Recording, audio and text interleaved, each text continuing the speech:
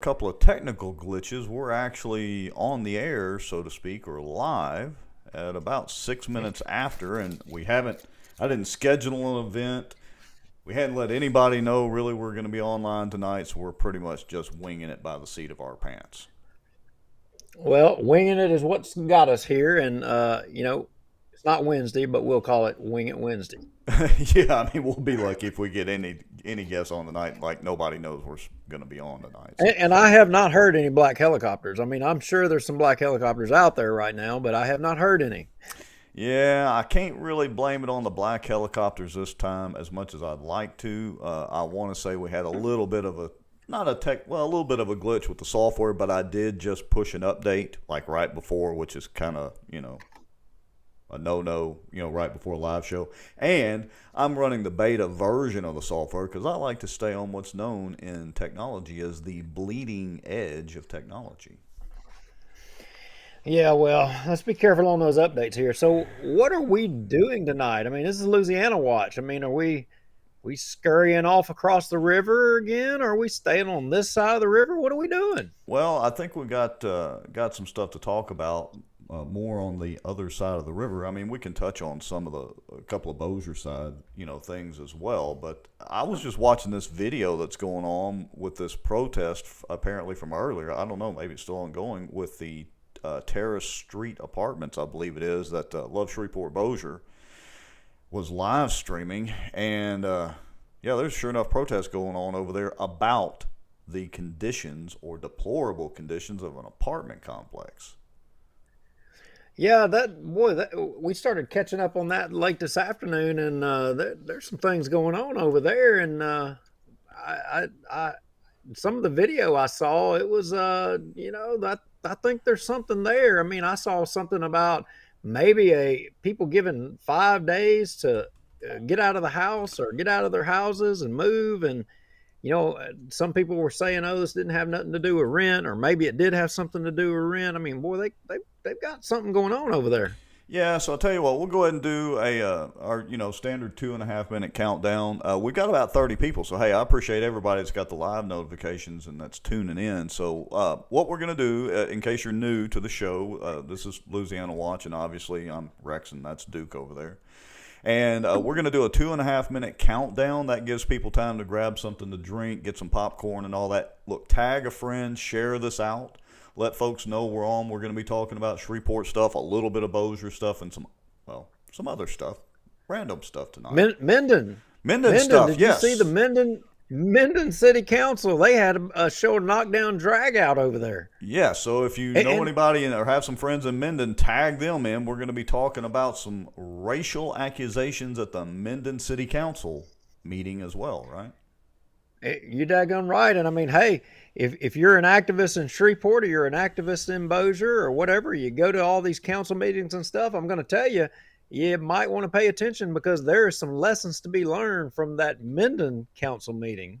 Yeah, all right. Well, let's go and do our countdown. We'll be back in 2.5 minutes, folks. Hey, Christy Humphrey said they changed names. Welcome back to the show, I suppose. Anyway, we'll be back in about 2.5 minutes, folks. Again, tag your friends, text your friends, say, hey, go check out Louisiana Watch. We're cross-posting on Bossier Watch as well because we've got lots of interesting stuff to talk about tonight in 2.5 minutes.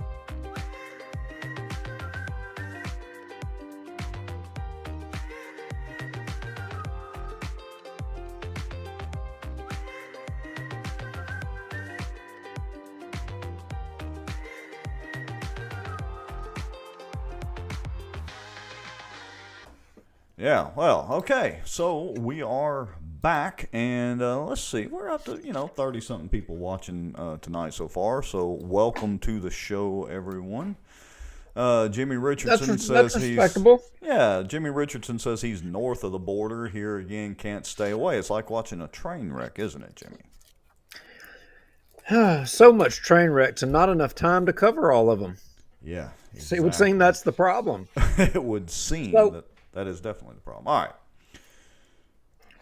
so Shreveport, Rex. Shreveport's been on fire this week. I mean, I don't know. There's some big elections. They got the big hot and bothered thing in Shreveport is their bonds. You got the Right. And police and it, fire department and the first bond issue yeah, and something going like over there, and then they got that. a couple of other ones. Well, that bond issue is like the largest bond issue ever in Shreveport, or what it's like 200, I don't know, 230, 240 million bucks or something. Yeah, it's like huge. It's like the biggest one ever over there. And now I know we're jumping ahead. We're already right out of the gate. This is Wing It Wednesday. Yes, it is. I think you had some statistics. We were talking about this a little earlier today, and you did a little studying. And this is what is crazy: the biggest bond package, in memory, over there.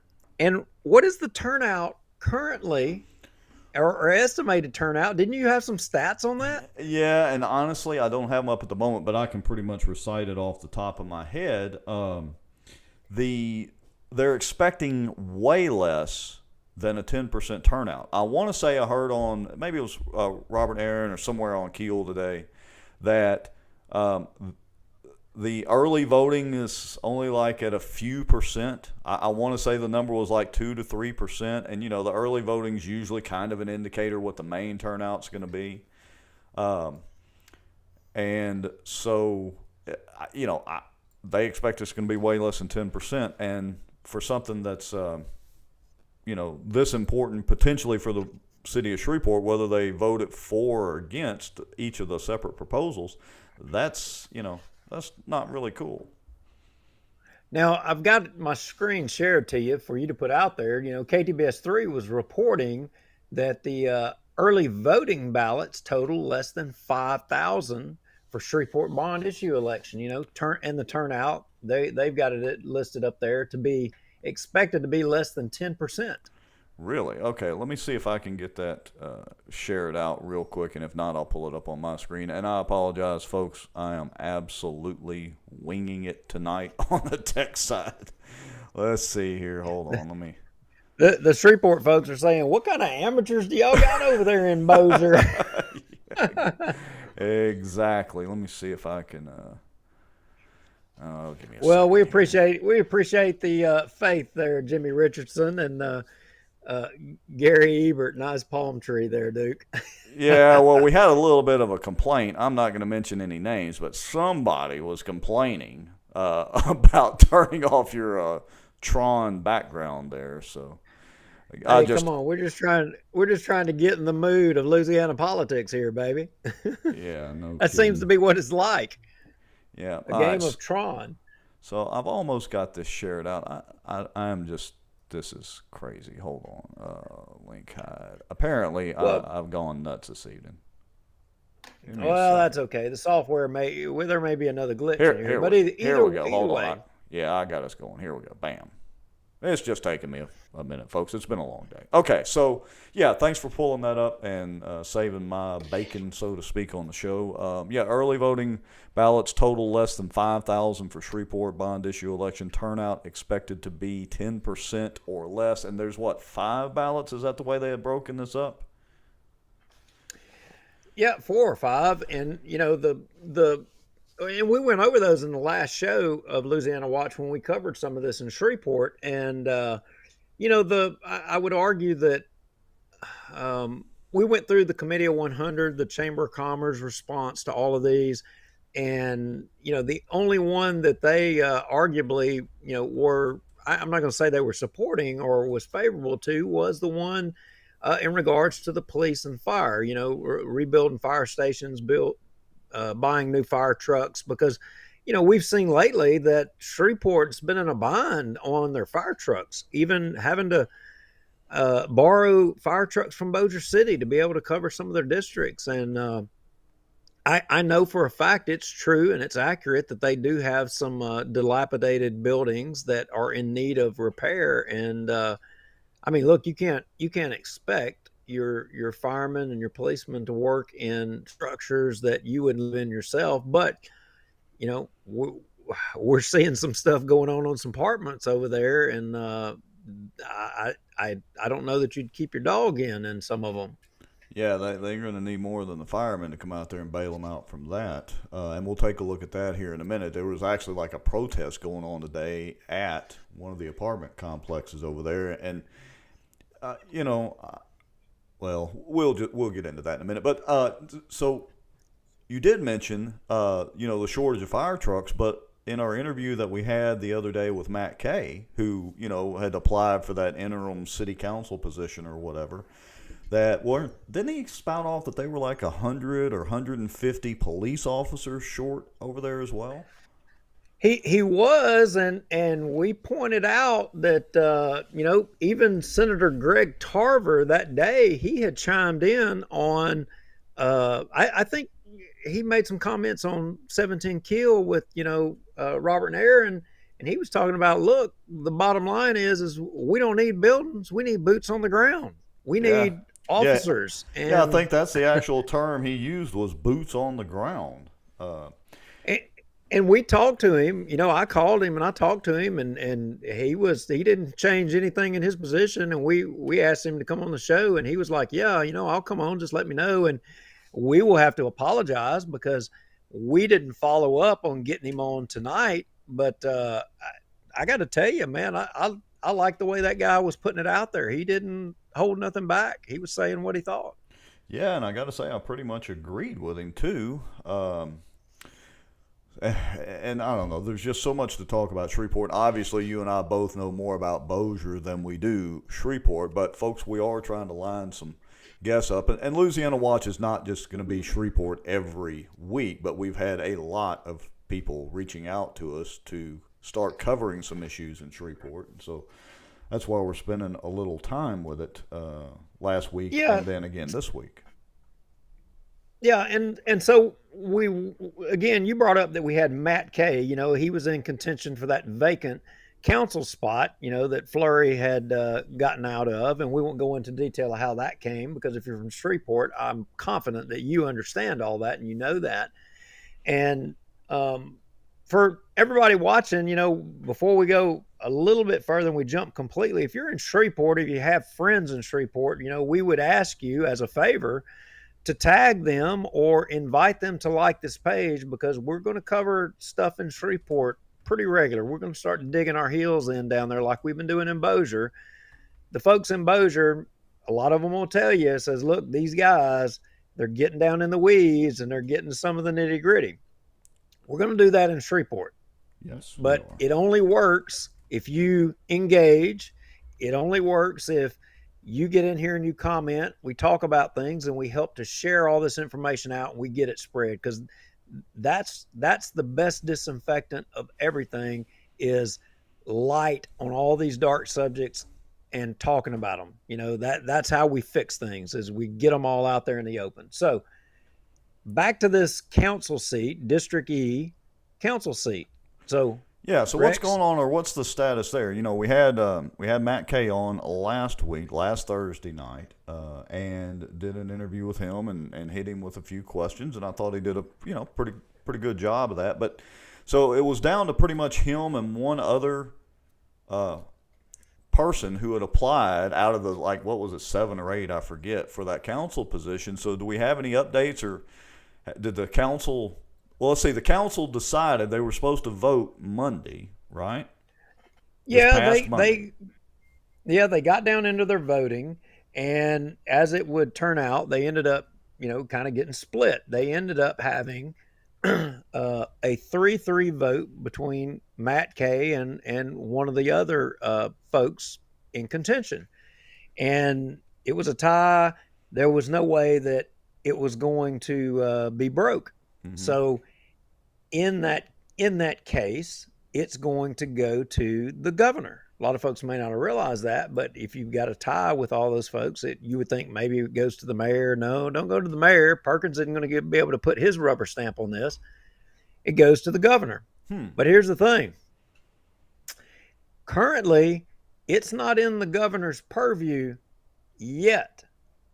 That it Oh, doesn't really? officially go into his purview yet. It's not going to be in his purview, and he's not going to have the opportunity to put his print on it.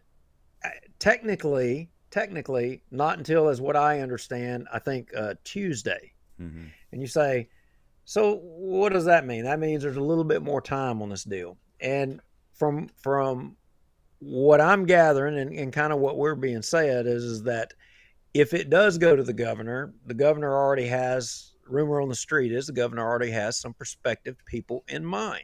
Yeah, I'm sure he's And been made aware of the situation, and he's got a list of people or whatever. yeah, and from what I'm understanding is that if the governor has his way, there's nobody with a last name that is K will be the appointee from the governor's office. Gee, I wonder why. I couldn't even begin to imagine in a million years. So, but this thing in Shreveport, Rex, would you believe it? And the folks from Shreveport, would you believe that there's a connection to Bossier here?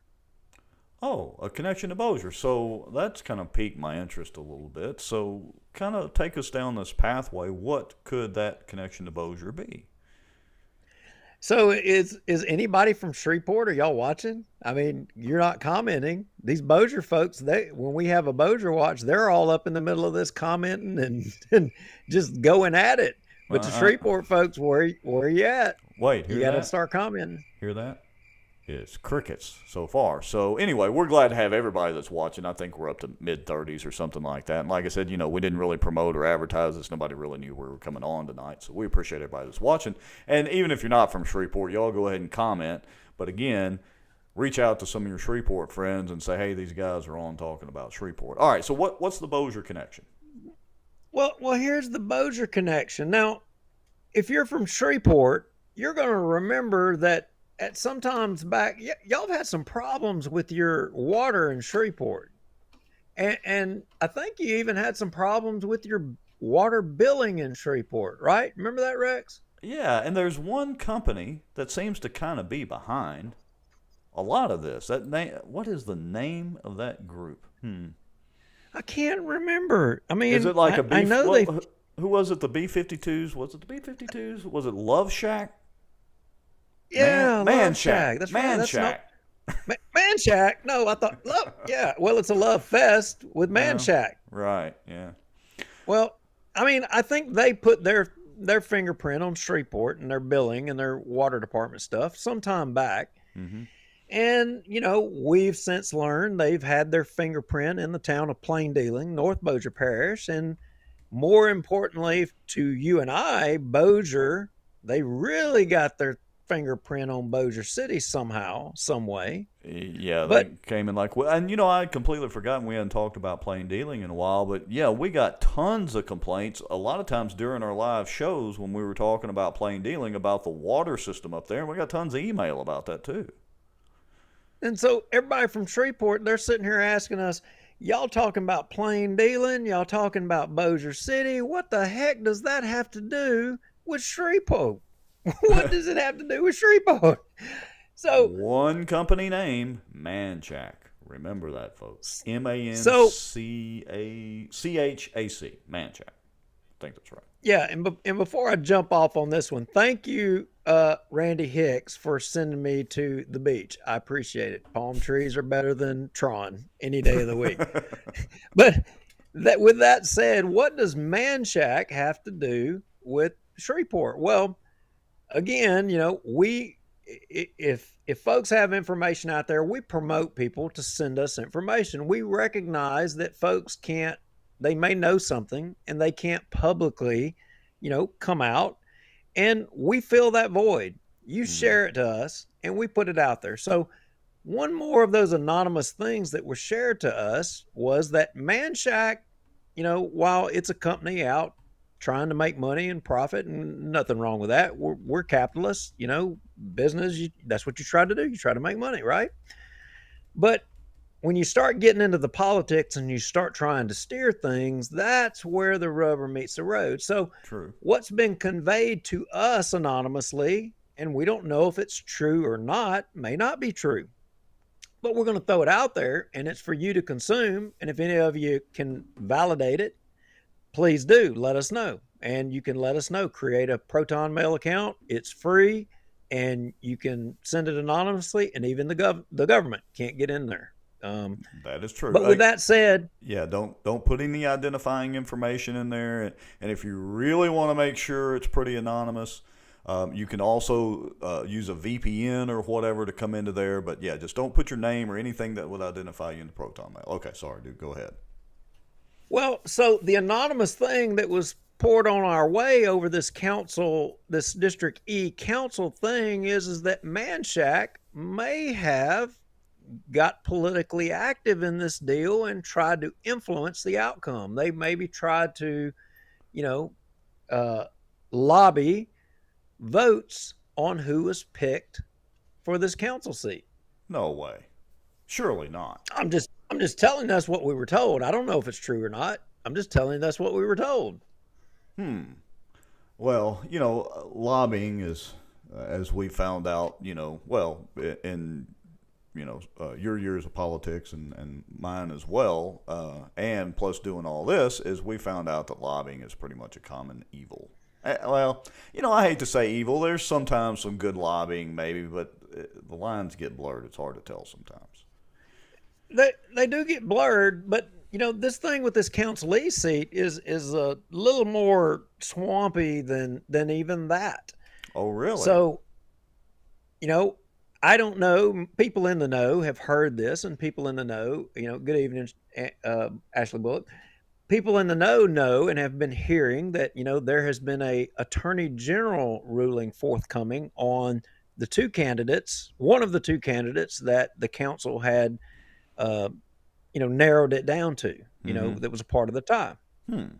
Well, as it would, as it is told to us, is that the attorney general's opinion was going to reflect that one of the candidates was prohibited from being able to even qualify for this position in the first place because he fell under the Hatch Act. He couldn't hold Hmm. the seat if he wanted to. Hmm. Interesting. So it begs the question, where does that leave us?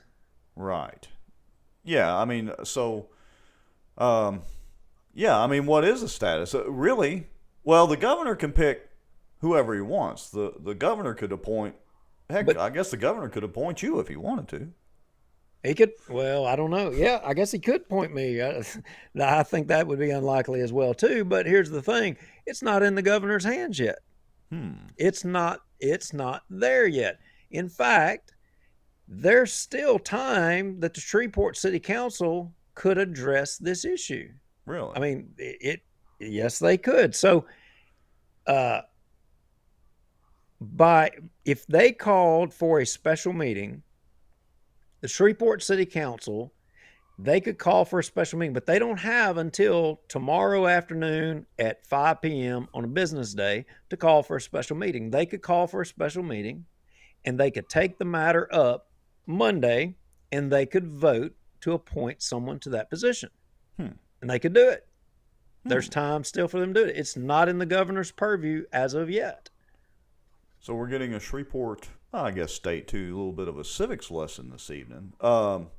Okay, so if let's say that scenario played out, who gets appointed? Because if we've got one that's really not qualified because of the Hatch Act, and did we explain the Hatch Act? I was paying attention to tech stuff over here, so did you kind of explain a little bit what? I don't, yeah, generically, I don't think for Yeah. those of you watching that may not know, I mean, a lot of people on here, and we're going to break it down kind of really simply, but basically, a lot of y'all understand that, firemen and policemen and people like that can't actively politic. They can't run for political office. They can't support or oppose candidates or things. They go vote, but they just can't get out there and be politically active. And Right. and and it the idea is that it prevents, your some certain government agencies from being politicized. Now, well, we all know that's bullcrap because they're all political, and the people in it are politicked and squeezed and pulled left and right.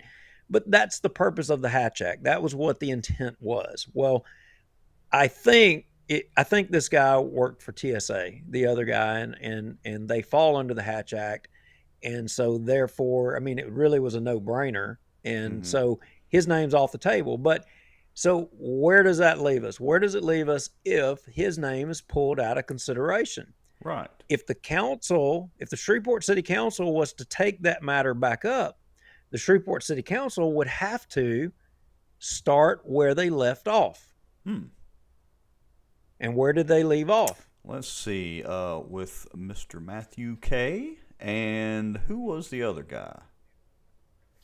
I don't even remember his name. I don't But either. That's it, terrible. Neither it one of us can, but we are flying by the it seat of our is pants terrible. tonight. That Yeah. that's horrible. We're citizen journalists. We're not professional journalists, and we're not being paid to do any of this for everybody watching.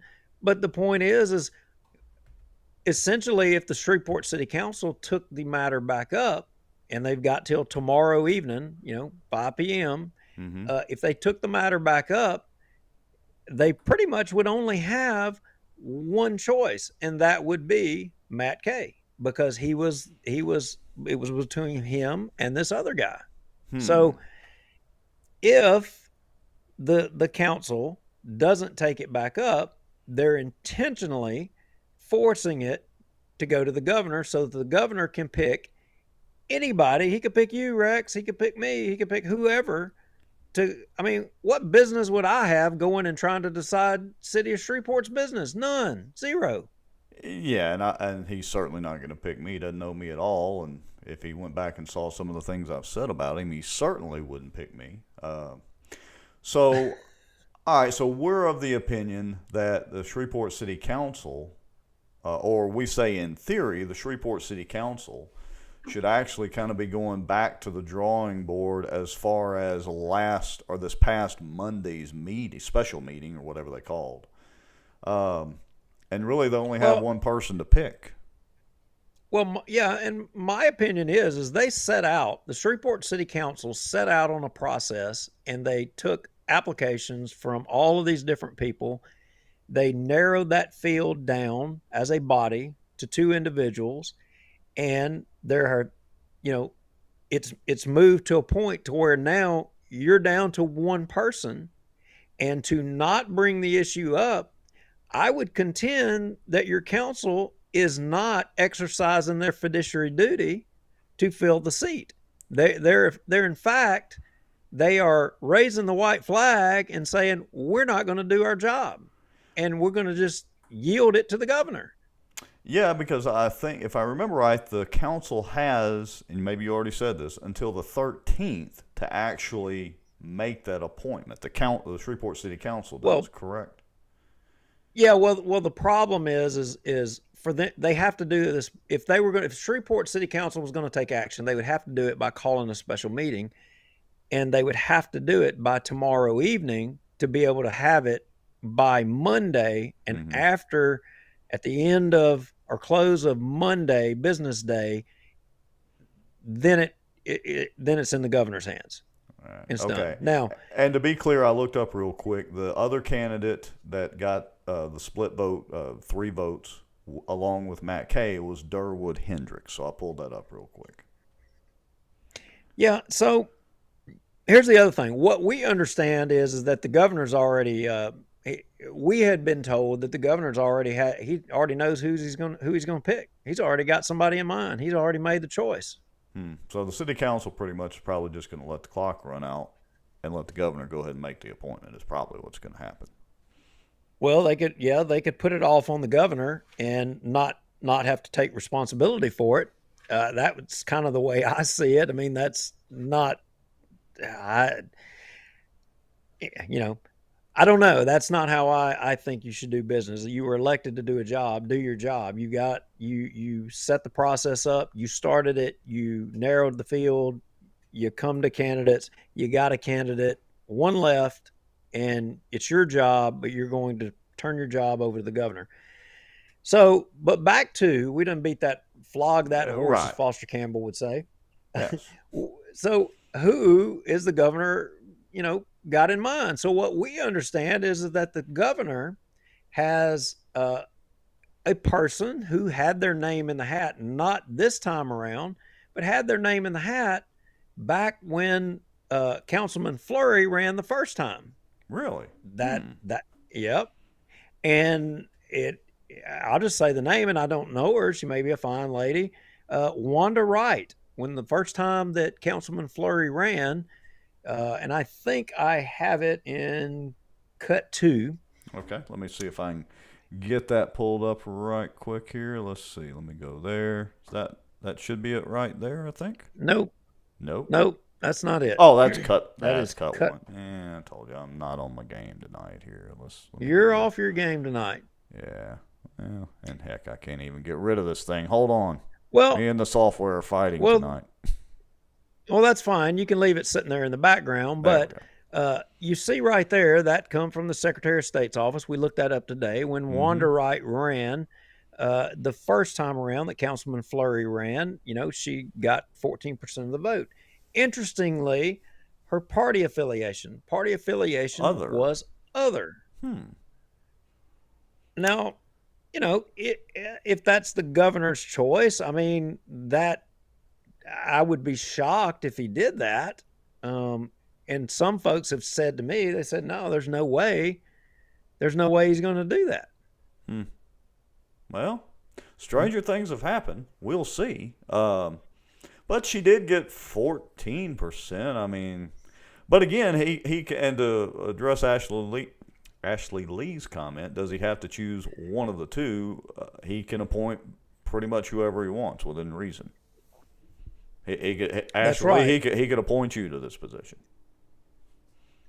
But the interesting thing, even more so than this, is what is the history of District E, and why is this such a big deal? A lot of folks will be watching and saying, okay, well, big deal, blah blah. But if you go to cut one and you actually look at the history of District E, here's why all this matters. So this goes back to all the way to 1990. We're talking about, this is as far back as you could go, but the 30-year history of this district.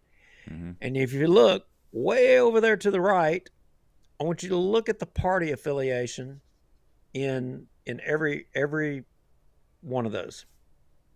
Yeah, looks like a bunch of white Republican males. Well, it's all Republicans, and you're fixing to have at a minimum independent other. You're probably not going to have a Republican no matter what. So the point is the decision making coming down on this is party line. It's straight across party politics. That's what it is. It isn't about who the most qualified was. It isn't about, who gave the best speech or presentation at the Shreveport City Council. It's all about party. That's what this is going to come down to. What's that term for that? Partisan politics? Is that what it's called generally? That is what it is. That is what it is. So that's the situation on that. And by tomorrow evening at 5 p.m. at the Shreveport City Council, they're either going to be partisan or they're not. And we're going to see whether you guys currently have a partisan city council or you don't. I think you already know the answer. But you know what? Somebody may change their mind and they may not, shuck their responsibility off to the governor, and we'll see. Yeah, and I hate to say it, it's kind of a shame because Shreveport has obviously quite a few problems. I mean, the most visible of those problems is the murder rate situation over there. And while none of the councilmen individually are responsible for the murder rate, collectively, as part of the leadership of Shreveport and the surrounding area, they do play a role in that. And I think somebody had made the comment earlier that time to shake things up a little bit over there in Shreveport. And yeah, I think AJ and Mandy Foy had said that. And yeah, that's absolutely true. Because I would argue they need some, new blood or fresh ideas on that city council. And I hate to say it, whether they're Republican or Democrat, something's got to change over there.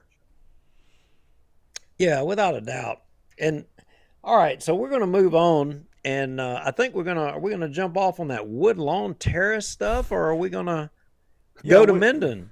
Well, let's jump over the Woodlawn Terrace stuff. I was that's part of the reason I'm a little bit behind tonight, because we got tagged in that video, and I was over there watching that. Yeah, right there at the end. Yeah, I just got entranced in watching that. So let me get us set up here. It'll take me just a second. Let me see here. Again, Shreveport folks, throw us a bone, tag some people to like our page, or tag them to, on the show.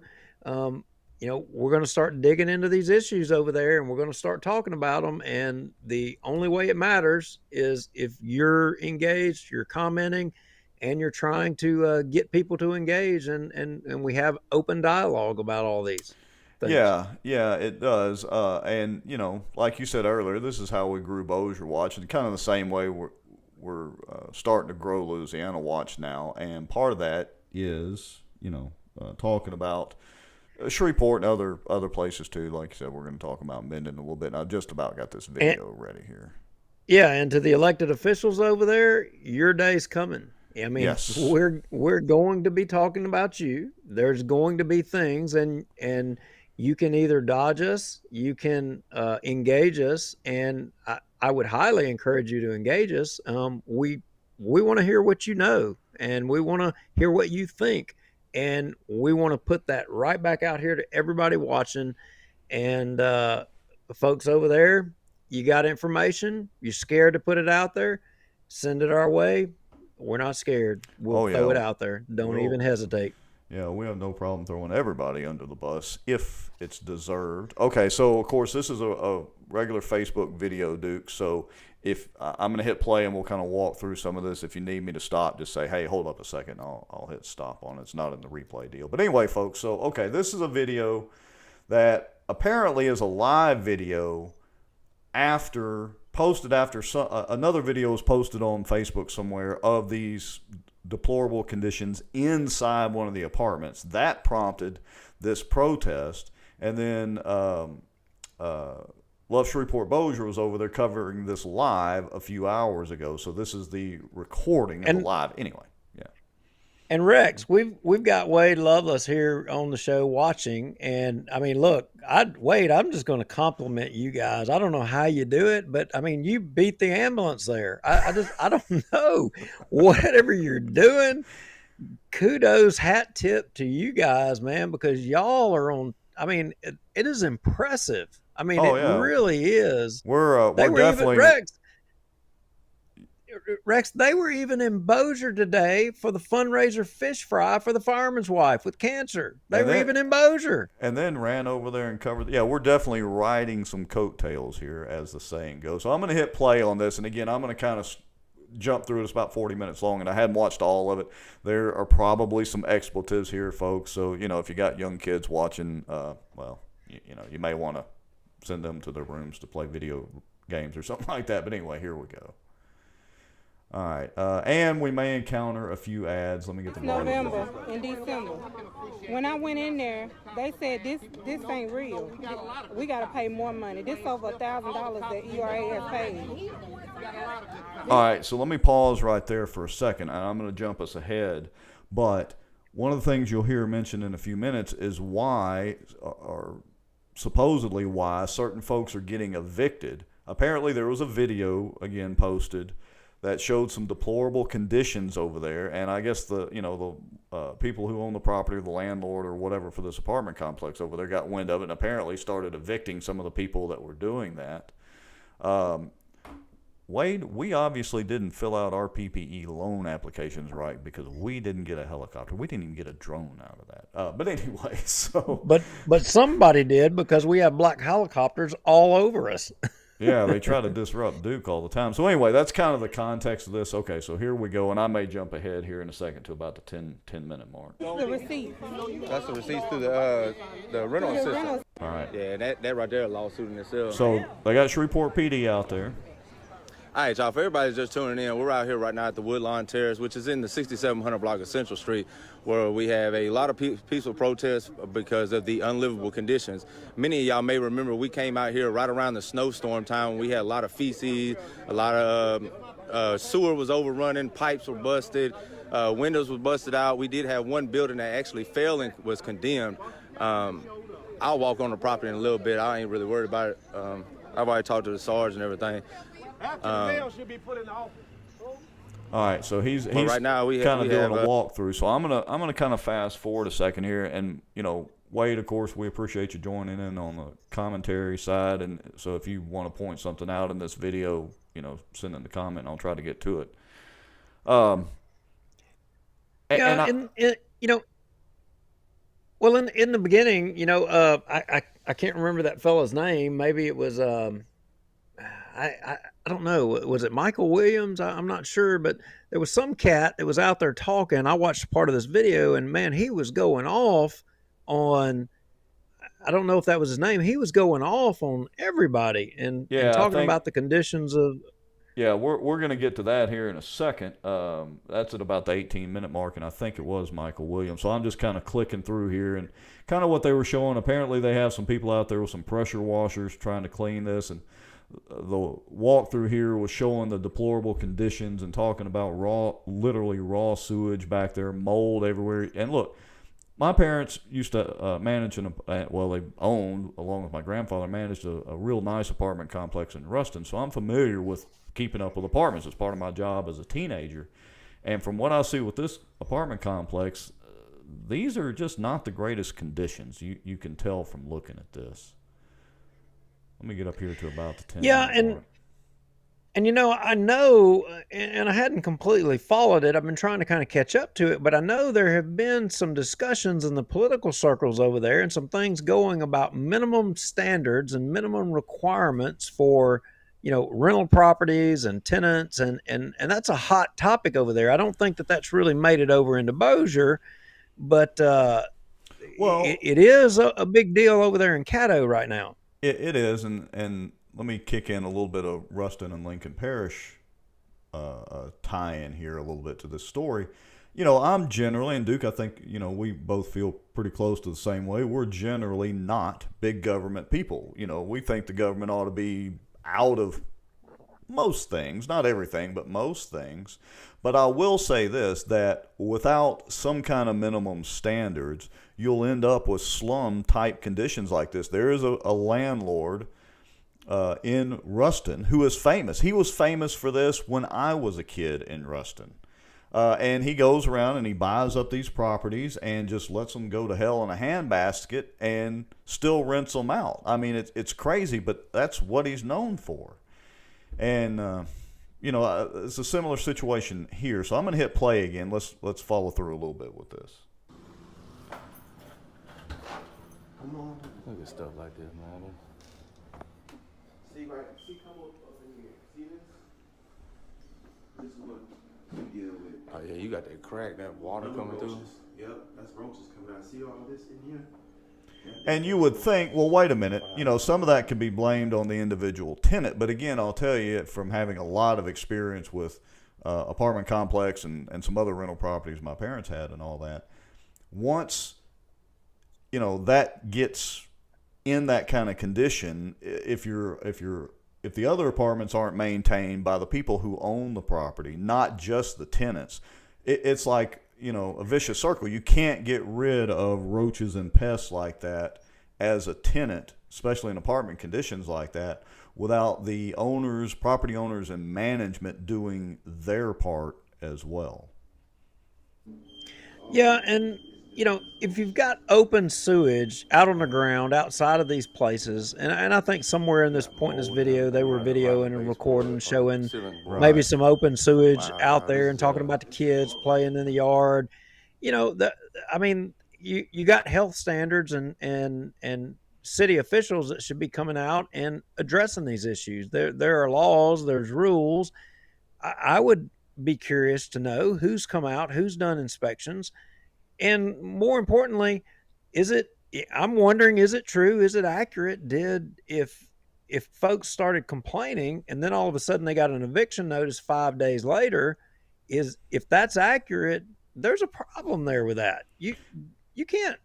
I mean, I guess you could, but that don't make it right. Well, yeah, That you're you going to can't. evict somebody because they made a complaint on the health standards. Well, tenants have more rights than a lot of people think, and you really can't evict somebody legally, as far as I know. Now, the laws may have changed since I've paid close attention to this for that. And again, we're taking this on face value with the folks that were interviewed here and what they're saying. Neither one of us has dug into this. We just became aware of it right before the show, or not long before the show. Wade says he showed the 5-day notice in the video. Wade, my apologies because I haven't watched the whole video to see where that is yet.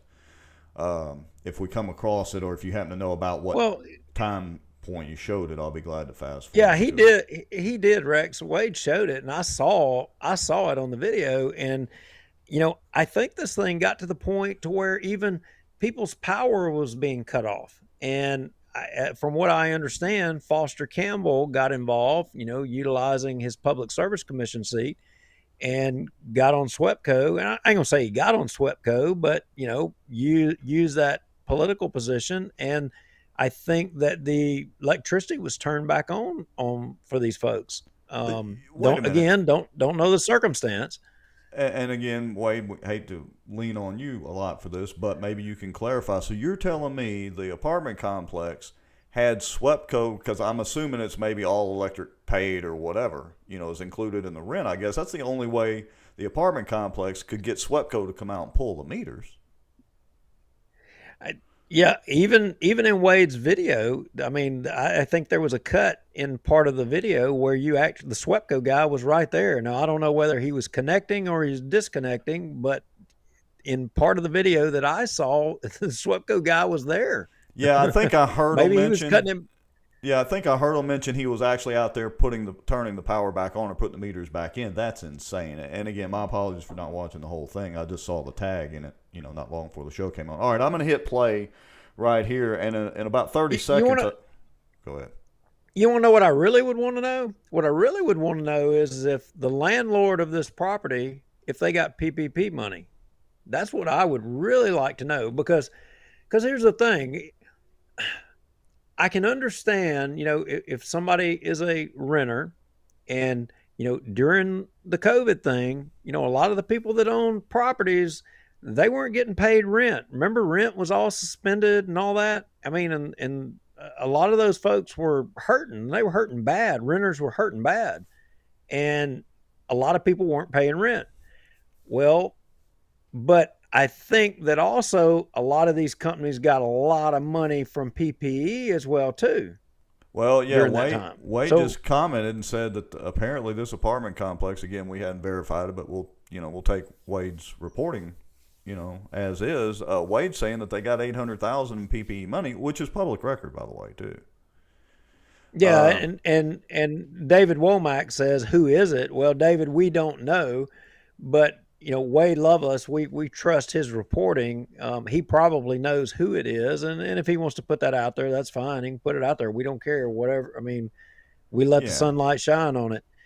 But we can look it up easy, because that's public record, and we've looked those up on Bossier with law firms that were mooching off of the Cypress Black Bayou district.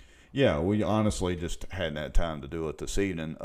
Let's see. Ashley Lee says, and so we haven't verified this. Here's a real kick in the rear. The president of the NAACP manages the property. But Ashley, do you happen to know, or have you looked up to see who owns the property? Managing it and owning it are two different things, albeit related. So we'll try to verify that. All right, let me go ahead. I'm going to hit play through this. And again, there's probably some expletives here, folks. I ain't got time to beep those out. And honestly, we don't care. It's our show, our rules. So, if it offends you, oh well. All right, here we go. Well, let me try again. Here we go. Excuse me, sir.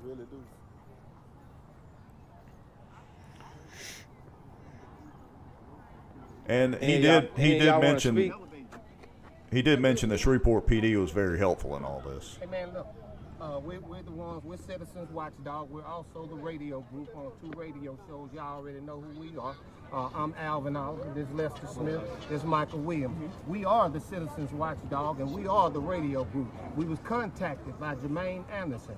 And I tell you all, like we told the people the other day, Jermaine called us 200 times, called my phone 200 times. I avoided the man till I couldn't avoid the man no more. So he kept telling us to come over here and see what was going on over here. They said Michael Lafitte, the NAA, the local NAACP president is the property manager. Wow, over here. there you go. He's threatening eviction You were right, Ashley notices. Lee. He's allegedly sexually harassing the people. And so the people told Whoa. us to come and see. And so instead of listening to Whoa. what That they kind of said, sounds we came to see what they familiar. Let me wanted us pause to it see. right there for Now, a second. now wait a minute. Hang on a second. Now, Lee Jeter's involved with the NAACP. Lee Jeter's a friend of ours. Yeah, Lee's a We good like Lee. guy. Yeah, Lee's a great guy. I couldn't in a million years envision Lee being involved in anything like this. Oh, I don't think What- I don't think he would be. This has got to be a separate issue. Maybe he wasn't aware because Lee would have been all over this. This is interesting. And when I said this sounds familiar, we won't get way off on that tangent. But there were the same things about a particular rental property owner over here a few years ago. Apparently, if you couldn't pay the rent, you could work it out. Yeah, well, I'm having a brain fart at the moment, so I obviously don't remember that. But keep rolling, Rex. Yeah, here we go. Let's proceed on.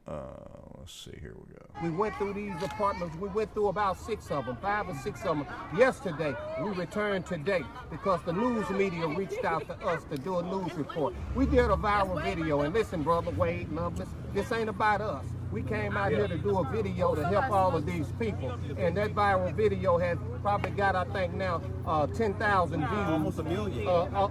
It's got all those views and all those shares because people want to see these people get help. These people live in inhumane conditions, man. It's deplorable, brother.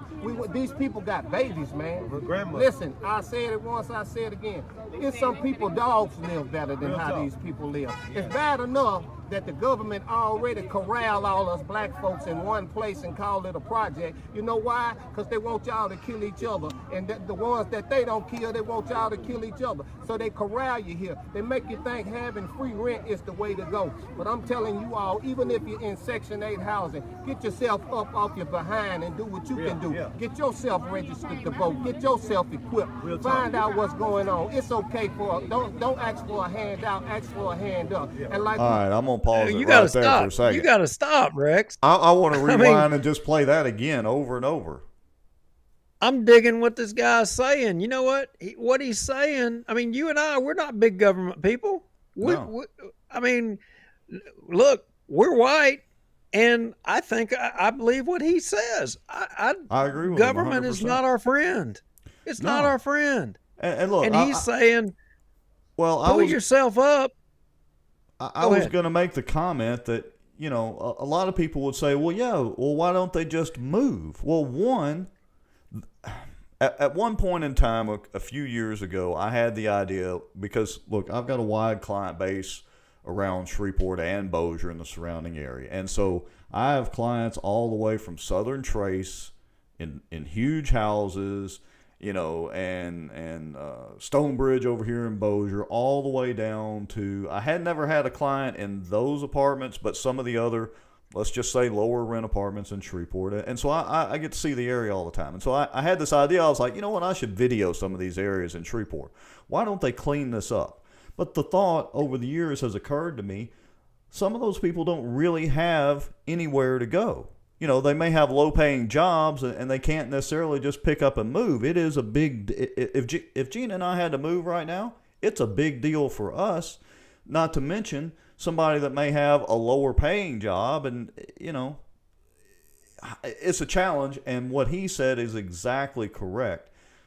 The people that are living in these conditions, white, black, pink, or purple, doesn't matter. They need to pay attention to politics, vote, hold their politicians accountable, and pull themselves up as best they can and do everything they can to work themselves out of those kind of conditions. And the politicians, need to come pay attention to this. And they may not be aware of it.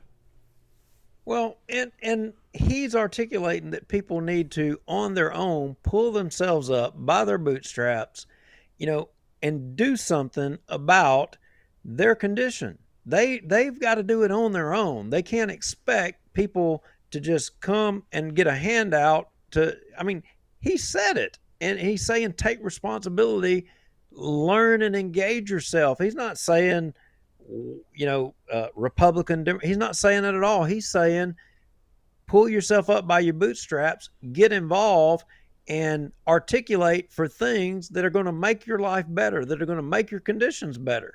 That's what the man's saying. Yeah, and again, I agree 100%. All right, so I'm going to go ahead and play again. We'll listen to a little more. Just holler, if you want to pause and commentate on something. He told them people, don't look down on nobody because they got less than you. If you're going to look down to help people up, man, and that's what we want. These people Wait a minute. Hold up. Hold up. I'll pause again. Don't, you and I, this guy, okay, right here, this guy right here, I have never met this man. I've never talked to this man. And he's saying, you don't look down on people because they got less than you or whatever. You and I were having a discussion. You sent me a link to arguably, probably in our time today, the smartest man. I would argue he's the Einstein of our era in the world today. Right. Right? Yeah. I know you agree with that. Oh, 100%. I'm a fan of most of where he stands. But I think I know where you're headed with this. The amazing thing is, it's what Elon Musk says in that interview is remarkably similar to what we're hearing right now. Elon Musk used the terms, ivory towers. Yeah. And people that are living in their ivory, towers, and it's crazy. Here you've got this fella down here talking about poverty, and Elon Musk, is at a conference for all of the major CEOs of the major companies across the country, and he's talking about he doesn't believe in all of your ivory towers. Yeah, it's literally the same argument. This is just at a let's just say lower rent housing apartment complex, and Elon Musk is literally right now the richest guy on the planet with stock shares and trying to put people on Mars, but they're saying literally the same things. Now, of course, the challenge here is it's great and all to tell people and show them the way to pull themselves up as best they can, but the immediate condition is they're still living in these deplorable conditions that they can't necessarily do something about immediately. So let's play it some more, and then, again, stop me at any point. Man, we went in one apartment, it's mold around. Woman had rat shit in her oven, excuse my French. Woman had rat turds in her oven.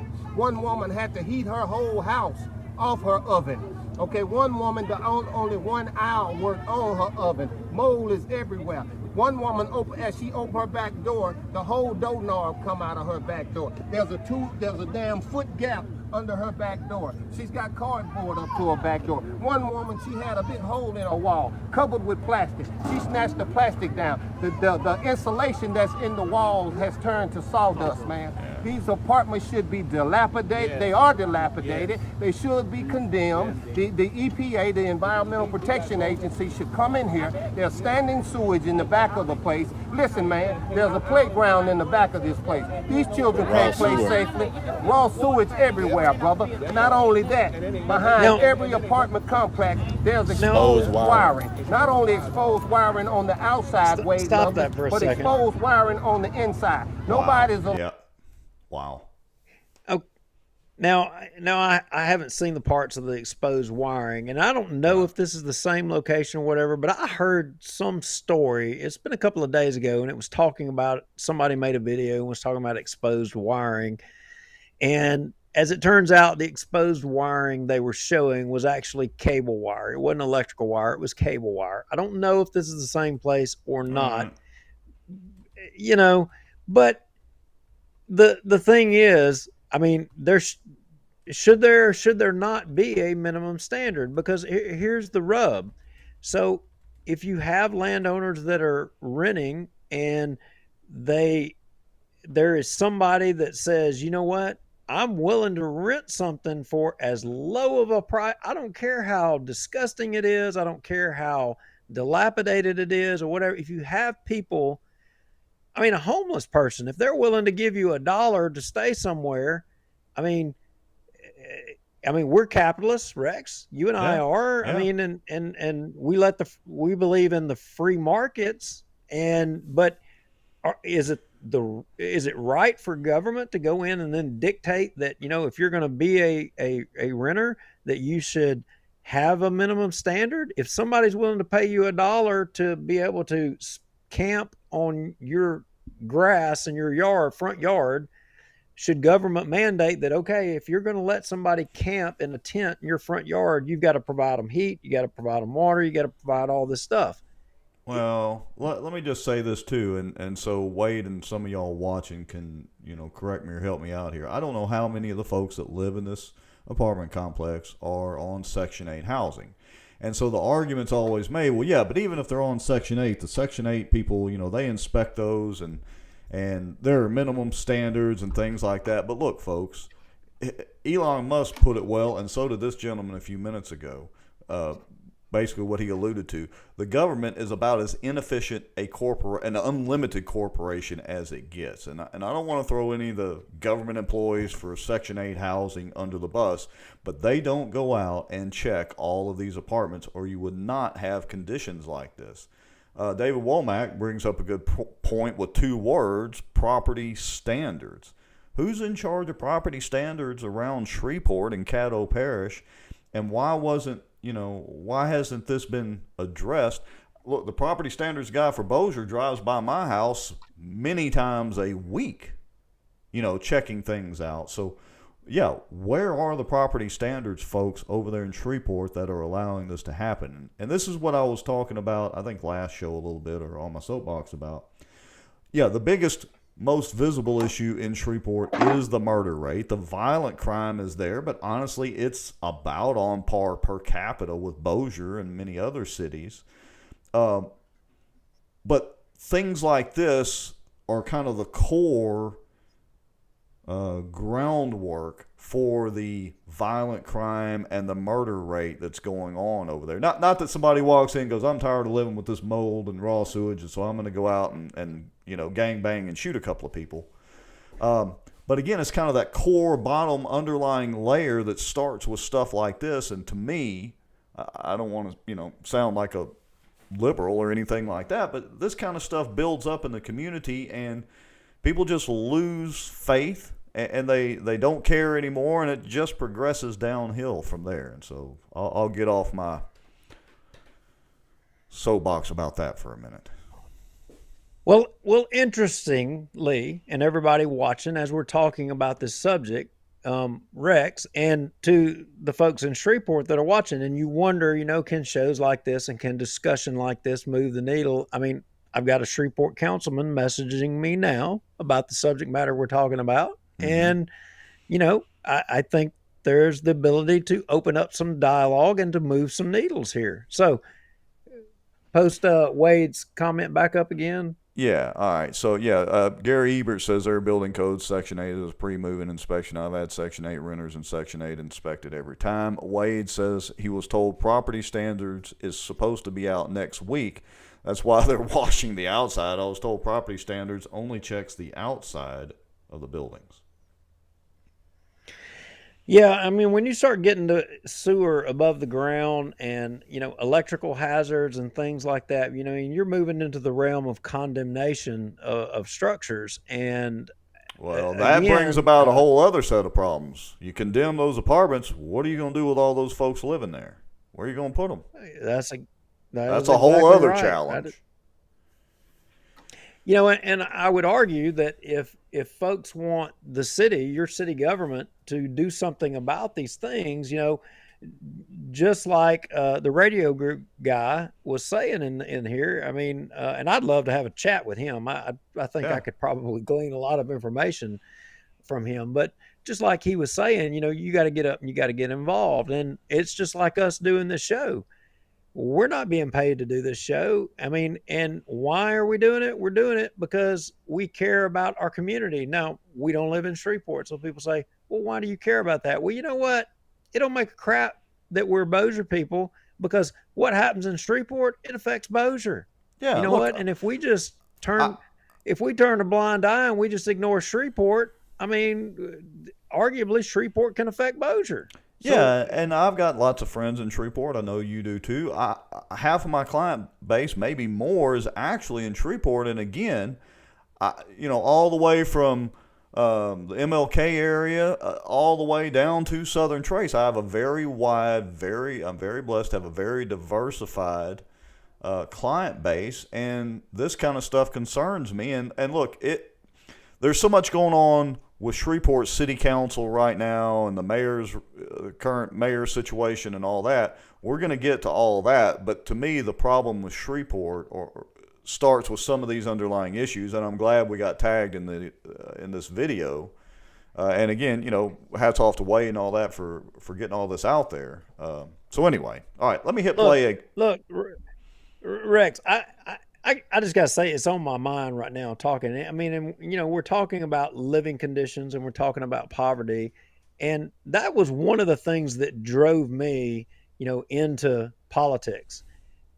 Before I had ever dreamed of politics, I was a public servant. And a lot of you folks from Shreveport, you may not know this. I was a fireman in Bossier City. I retired as a firefighter and made a lot of calls into Shreveport, on the ambulance, backing up Shreveport.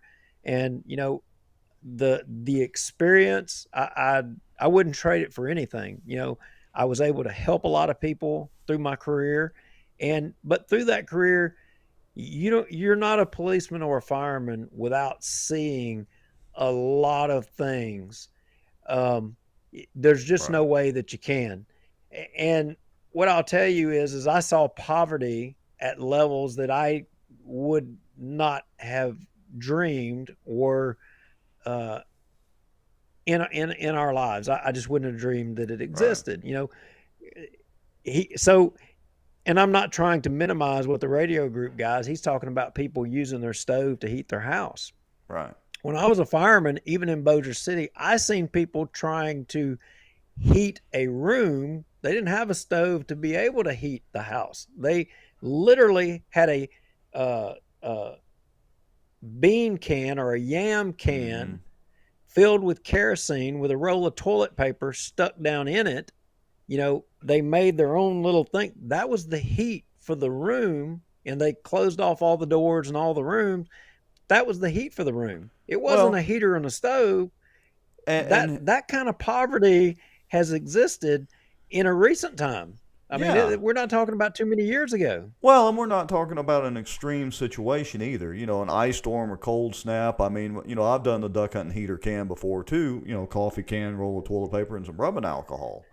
Um, Yeah, but that's in a deer but stand. We're talking about people. This is how they live. that's what I'm getting at. This is stuff that's going on right now in an apartment complex where apparently the utilities are paid, and it seems that it's not just one apartment had an issue and they couldn't get the heater fixed in time or something like that. This seems to be multiple people, and that indicates an underlying problem. And look, kudos to all these folks for turning this into an issue. I mean, protesting the lax property standards, let's say, at an apartment complex, trying to help raise the living conditions of folks, that's admirable. Yeah, it is, and it's something that we all. I don't care, black, white, brown, Republican, Democrat, Independent, whatever. We should all be trying to bring folks up. But I I agree, folks need to be willing to bring themselves up too. But Right. talking about these issues and raising awareness and I don't know. I haven't taken a position on this, mandated property standards thing or requirement tenants, but should there be a minimum standard? That's going to make a lot of people mad. You may even put some people as renters. They may even be out of business. I I don't know. I'm not Well, saying you look, should do that, but there should be a minimum life standard out there. well, here's I'll of course naturally throw my 2 cents on it. Just like if you have pure capitalism, you'll have extremes there as well. Okay, and we can Yep. see this in some of these, I'll just say slumlord type conditions. Okay, and you'll have the other end of the spectrum too. And unfortunately, I think I'll go back to what Elon said in that Wall Street Journal interview, that the government should be the referee. I think is how he put it. The government, That is what he said. yeah, Yeah. we want the government to, my deal is I am opposed to further increases in government intrusion. That's literally my own made up definition of being a conservative. All right. I'm averse to further government intrusion and expansion. We already have minimum property standards. I mean, I don't know what they are for Shreveport, but we already have all that. We literally have every law in the books that we ever need, times 10. We need better enforcement of that and better handling of those standards. And so that doesn't necessarily mean that we need more government. We need the government to do the job that it's already given itself the power to do, especially in this case. I'm sure there are property standards in the city code or whatever that would handle most of this. They got to get out there, and apparently they need to enforce it and do something about it because that's not right. Look, I'm going to hit play again because I think this is where the eviction notice comes up. I think I saw it, so here we go. It's Nita Gomez, and all of these places are filthy, deplorable, nasty, disgusting, mold everywhere, wood rats. These people This is the deserve 5-day pride and notice joy. that they're putting on every. And by the way, I want to say wood rats or wharf rats are the big rats, not the little bitty field mice. Okay, here we go. Everybody's door over here. With that being said, I would like to I thank Alvin for his compassion, and he's real sensitive to this issue because, like he said, we all come from humble beginnings. But I would like to thank the media and the Shreveport Police Department for de-escalating and keep it civil. And also a big kudos to Mr. Foster Campbell and his office, especially Mr. Hobb, for getting these people electricity turned back on. Yeah, we did notice I that. thought I heard that. And agency reached out and came to the help and the need of the people in the campaign because the radio group sent notices out to them and they responded and the next day. So we thank them for that, and others are working as we speak. It's a process, and we're going to stay here until everybody's able to live in affordable, decent housing. Like Alvin said, it don't make sense that dogs and cats live better than human beings. Yes, sir. It's inhumane what people living in America. Yeah. All right, I'm going to pause it right there. Okay, so, kudos to Foster Campbell for getting the electricity turned on. That is a low blow for the apartment complex. I might cut them a little bit of slack on some of this other stuff, maybe. Maybe they don't have the grass cut right. I mean, the mold and the other stuff they're talking about and all that's a whole other ball game. But if the rent is paid and they cut off the electricity and the utilities are part of the rent, that's beyond Thunderdome right there.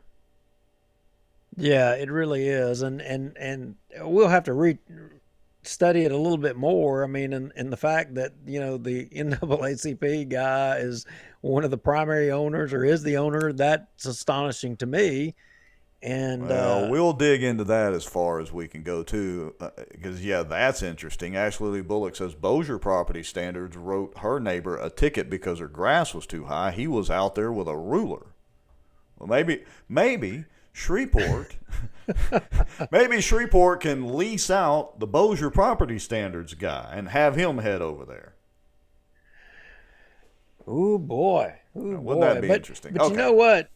So part of all this, and part of this show is Rex, you and I, we get to see, when we jump from one government entity to another government, from the legislature to Benton to Plain Dealing to Minden to Shreveport, to the Cypress District, to the school board in Bossier. We get to see all these different government bodies and how they conduct their business. So for all of you watching, and just like the guy with the radio group, I apologize that I don't know his name, but just like this guy here, part of this show is about trying to break some of this technical stuff down in layman's terms and break it down to where folks can kind of, he said, you need to get involved. You need to educate yourself. We recognized a long time, you and I, Rex, we're political wonks.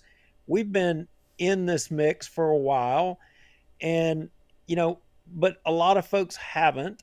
And it's hard for somebody who hasn't been in the action to kind of like jump right in there and just be on top of things and catch up. So we try to break it down in layman's terms so that people can kind of understand. And I got to tell you, like talking about that Minden City Council, we had an anonymous tip. Somebody said, y'all need to go watch the Minden City Council meeting.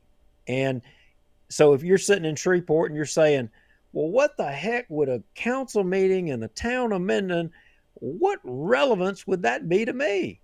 Right. Well, I got to tell you, some people that articulated some complaints to the Minden City Council, and they used a strategy.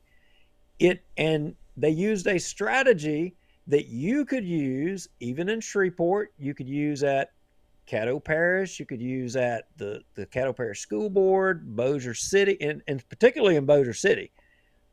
These cats in Minden, they had the answer to Bossier City in their 3-minute rule. In the tag team limit. Yeah, the tag team. I thought it was a WWE match. I mean, it was great. I was like, Ric Flair getting tagged in. So as I kind of get this queued up, let's talk about that for a second. So we're transitioning now over to Minden. Folks, we're going to be talking some more about Shreveport. We're going to kind of keep an eye on this apartment situation. And, I want to say one thing about it. We are not the news. We are not going to go run around in our vehicles and chase down the news stuff. We are commentators. We are complete amateur journalists, or whatever you want to call us, that put our spin on everything. And so we leave it up to guys like Wade and other folks and the regular news media to report on things, and then we give our commentary and feedback. Now, we do go to meetings sometimes if they're important, city council or Cypress District or police jury meetings or school board. We may attend those and roll our own video, or we'll run their live streams and commentate on that. Yeah, and Wade and folks like that, they break the breaking news and stuff. And I mean, occasionally somebody throws us a bone, but generally what we do is we kind of come in and we dig into the why and try to get down into the nitty gritty, because you don't always get the full story of why something happened, right there at the beginning. And there's a lot of backstory, and there's a lot of politics, and there's a lot of people that do things behind the scenes. And that's what we try to put out there. And we are notorious in Bossier right now. Yes. Yeah, like my wife says, we go somewhere to eat. We walk in, she's like, okay, how many of these people in here know you or watch the show, and who do I need to watch out for? So they don't come over to our table and start screaming at you. There's folks right now that would drop us off in a volcano and wouldn't think twice about it. Exactly. Okay, so we're transitioning over to some issues in Minden. Again, hey, thanks for y'all being out there and covering this, Wade, and, appreciate you posting the video and, not raising Cain about us using your video to get this out there. So full credit to y'all for getting this reported. This is the Minden city council meeting. They live stream their city council meetings, which is great. And we got some things in here that we want to point out. Duke, I think you did most of the time stamping on this. So you want to walk us through this? And one more thing too, folks, y'all keep commenting about Shreveport if you want, comment about Minden, comment about whatever you want to watch. We try to keep up with those as we're going. So anyway, let's discuss we did. Minden. Ellen Welland, she I may have not pronounced her name right, but she said not that it's a totally valid excuse, but all the city departments are shorthanded and many experienced employees have retired or left. Absolutely, she is right, and the city of Shreveport is not the only uh, employer that is experiencing those problems. We're experiencing those even in the private sector across the board. Um, and it's interesting, Rex. Elon Musk talked about this, and he was condemned. I saw an article on the Hill because in that same speech that he gave to the CEOs, he was saying, our birth rate is dropping. Right. We don't And it have is enough worldwide. people. Yeah. We don't have enough people to fill all these jobs, and he was criticized. Yeah. People were going after him over it, and but he's stating a fact. Yeah, It his is a quote fact. was, and you've heard me say it a lot too, the math doesn't lie. And he's right, the math doesn't lie. But sometimes when you tell the truth, people don't necessarily like to hear the truth. They want to hear their truth, which drives me insane. There is no my truth or Duke's truth or Elon Musk's truth or Ashley Lee's truth or anybody else's. There is the truth, and there's everybody's version of what they think it is or what their perception is. And somewhere in the middle is where you come together. A guy used to be my mentor. He said, look, there is no right or wrong, no black or white. There are only infinite shades of gray. That's all people see. Right. That's all people see. So anyway, all right. So Minden City Council, and again, back to this applies to everybody, because if you're going to, as the radio group guy suggested, if you're going to step up and you're going to start getting involved, there's no way you can learn all these things overnight. There's the little tips, little tricks, the way business and parliamentary, you can't do it overnight. So you got to take bits and pieces here, and covering these meetings, and kind of we skip through all the crap for you. We watch these meetings and we skip through the crap so that you don't have to watch the fact that, Annie Joe had a possum on their front porch and called their councilman, and their councilman couldn't get the, possum wrangler out there at midnight, and she's irritated. We skip through all that for you. Yeah. We So try to do the tough work for you. yeah. So we got somebody sent us an email and they said, y'all really got to go watch this Minden Council meeting, because there's something going on there that you got to make sure of doesn't come to Bossier or doesn't come to, arguably Shreveport.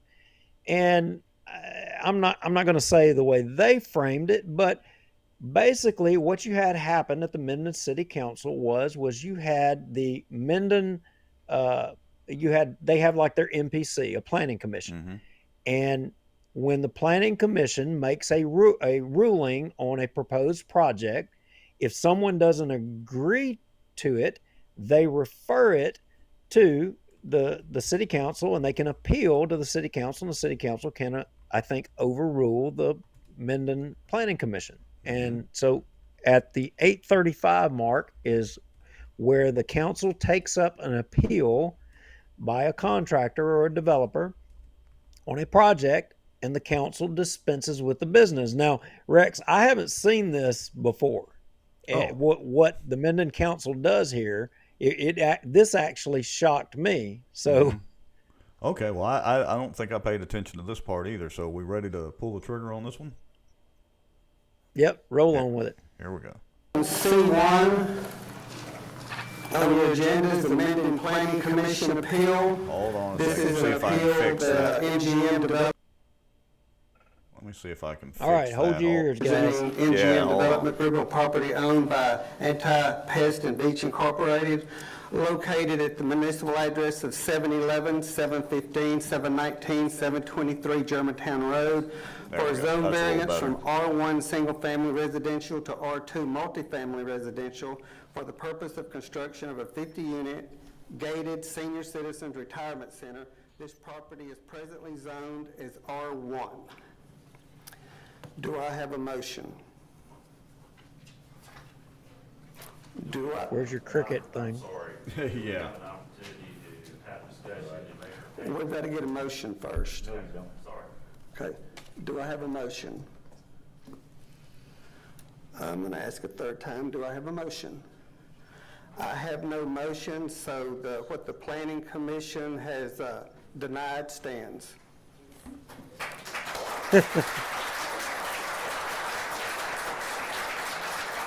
So, did you see that? Yeah, I caught part of they it. I was had- double checking our audio, so yeah. They had something on the agenda, and nobody made a motion. Nobody took an action. That's crazy to me. I don't know that I've seen a meeting where they put something on the agenda to discuss it. They put it up there. Nobody makes a motion. Nothing happens. They just all. It wasn't even a discussion. It was quiet. Crickets. Yeah, that's crazy. I mean, even with the Bossier City Council, with the Shane Cheatham and CAO ordeal, the motion was made by Chris Smith, but there were crickets after that. Here, yeah, it was like nothing. That's odd. Tim Mueller says, "How did it even get on the agenda?" I mean, that's a great question. I mean, The ghost typed it up, like the kids would say. It was a ghost that did it. yeah. So, but the thing was while I would argue that they dispensed with that business with, crickets, it wasn't over with. It came back, but another interesting thing to the Minden City Council that I would argue that maybe the Bossier City Council could learn a lesson from this is, there's been a lot of criticism in Bossier and other places that, there's not enough public comment. In fact, what do they do in Bossier? They say, okay, you got 3 minutes and that's all you have to say anything on a subject. You got 3 minutes. That's it. Right. But they have another rule and mechanism the way that they do business in Minden. At the end of dispensing with the agenda, they've got a section for move to public comment, and I've got it listed 1 hour 25 mark, jumping way ahead. That's when we start having the fireworks. Okay, so I've jumped us to there, so I'm going to hit play. You just tell me to stop or pause, or if you got control over there, you can hit it when you're ready. Okay, now we're going to move to public comments. When you come up to the microphone, if you'll give us your name and the nature of your business, and if you can keep it to 3 minutes. Yes, my name is Jeff Glover. I am the partner in MGM Development Group that is proposed the retirement villas of Minden on Germantown Road.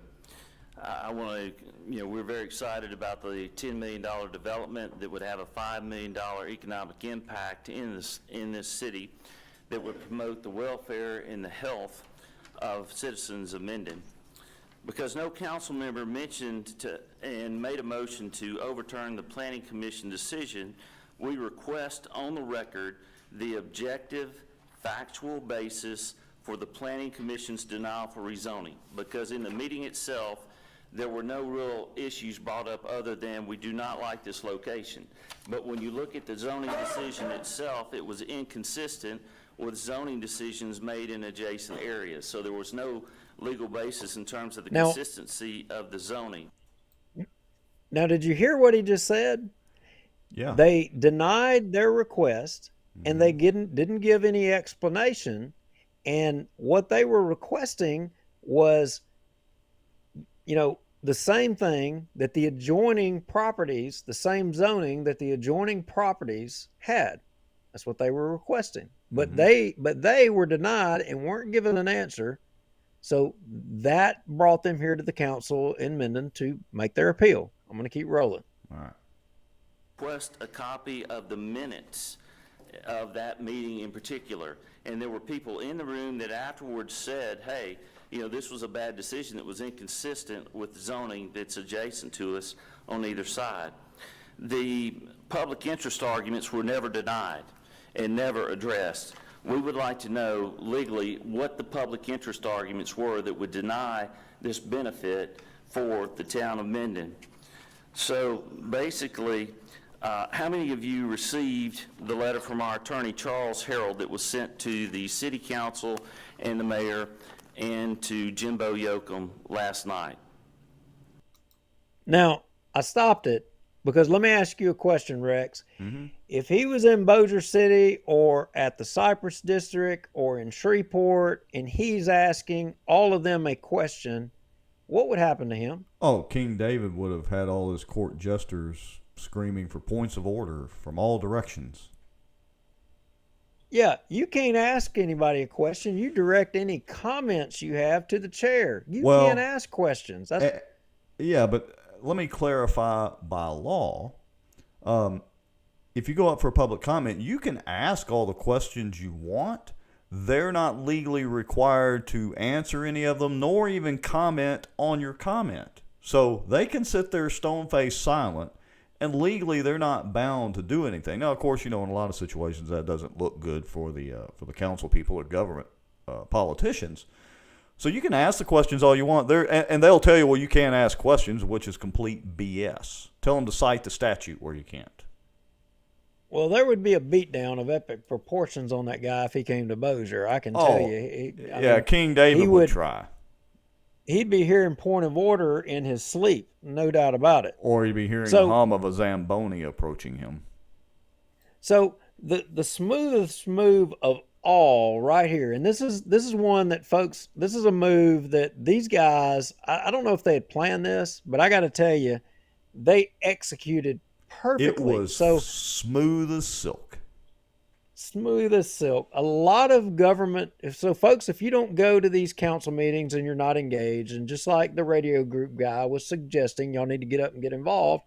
We get it. A lot of you aren't, knowledgeable on processes, but know that most of these government bodies, they put these rules in there to try to limit you being able to have your say. I mean, it's just the way it is. They all do it, and it for some reason 3 minutes is the magic number. And unless you're Foster Campbell, who got up over in Bossier and you turned 3 minutes into 20. I mean, kudos to him. He got it done.